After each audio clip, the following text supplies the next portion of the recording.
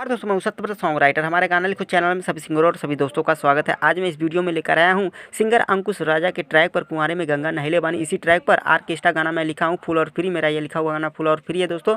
और यह है गाना आर्केस्ट्रा का जो मैं लिखा हूँ। आर्केस्ट्रा में बिल्कुल धूम मचा देगा दोस्तों। अगर आप एक सिंगर हैं तो हमारे इस गाने को उठाकर तुरंत गाइए और तुरंत हिट हो जाइए। तो चलिए दोस्तों वीडियो को स्टार्ट करते हैं और आपको समझाते हैं किस प्रकार से इस गाने को गाना पड़ेगा। ये गाना डुएट सॉन्ग है दोस्तों। लेडीज और जेंट्स दोनों सिंगर गाएंगे और जिस लाइन में बी है वह लाइन लड़का गाएगा, जिस लाइन में जी है वह लाइन लड़की गाएगी। ठीक है दोस्तों। चलिए दोस्तों मैं गाकर आपको सुना दूं किस प्रकार से इस गाने को गाना पड़ेगा। उससे पहले आपसे छोटी सी रिक्वेस्ट, अगर आप अभी तक हमारे चैनल को सब्सक्राइब नहीं किए तो तुरंत चैनल को सब्सक्राइब करके बगल में बेल आइकन घंटी दबा दीजिए और तुरंत वीडियो को लाइक कर दीजिए। चलिए दोस्तों वीडियो को स्टार्ट करते हैं। तुहरा के छोड़े के मना करत बा, ना करत बा, ना करत बा। तुहरा के छोड़े के मना करत बा। तोर जवानी में मिठास ही मिठास भरल बा। इंजॉय तुहरा में खूब मिलत बा रानी, इंजॉय तुहरा में खूब मिलत बा रानी। दहिया बहचा के ढाहा नरम बानी, दहिया बचा के ढाहा नरम बानी। अब ही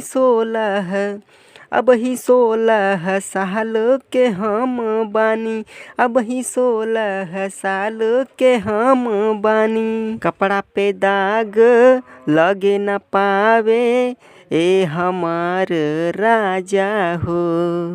माई जानी त मारे लगी, बात समझाई हमर राजा हो।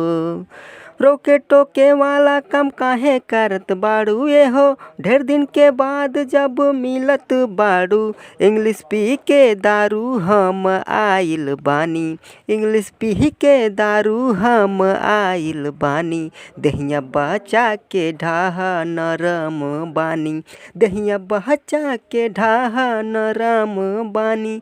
अब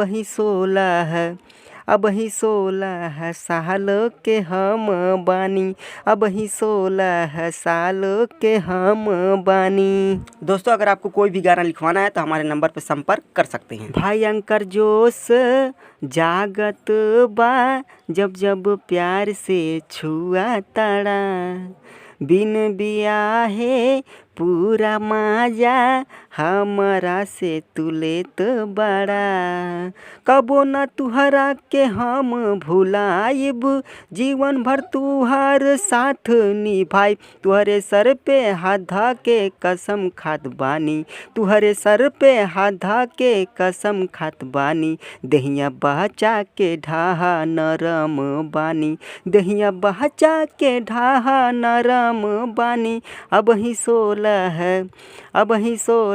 साल के हम बानी, अब ही 16 साल के हम बानी। दोस्तों जाते जाते हमारे वीडियो को लाइक जरूर करिएगा और कमेंट करके जरूर बताइएगा दोस्तों कि हमारा सॉन्ग आपको कैसा लगा। आज के लिए इतना ही। थैंक्स, धन्यवाद।